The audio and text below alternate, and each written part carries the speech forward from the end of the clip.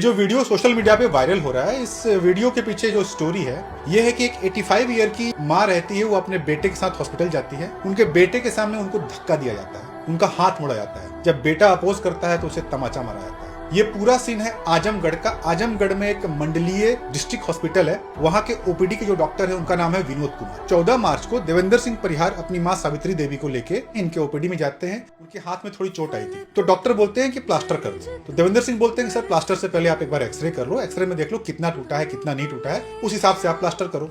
इतने पे विनोद कुमार जो डॉक्टर हैं वो भड़क जाते हैं। भड़कने के बाद इनकी माँ को धक्का दे देते हैं। जब इस चीज का अपोज देवेंद्र सिंह करते हैं तो देवेंद्र सिंह को तमाचा मार देते हैं। जब देवेंद्र सिंह चिल्लाने लगते हैं तो गार्ड को बुलाया जाता है। गार्ड का नाम केदार सिंह रहता है। केदार सिंह देवेंद्र सिंह को तमाचा मारते हैं, बाहर निकालते हैं और इनकी माँ का हाथ मोड़ देते हैं। देवेंद्र सिंह बाहर से पुलिस को कॉल करते हैं। पुलिस आती है। पुलिस पहले विनोद कुमार से बात करती है और उनसे बात करके सीधे आती है और देवेंद्र सिंह को तमाचा मार देती है। और उसके बाद ये होता है। आप बता दीजिए, आप हमको फांसी चढ़वा दीजिए भाई बात, आप हमको फांसी चढ़वा दीजिए।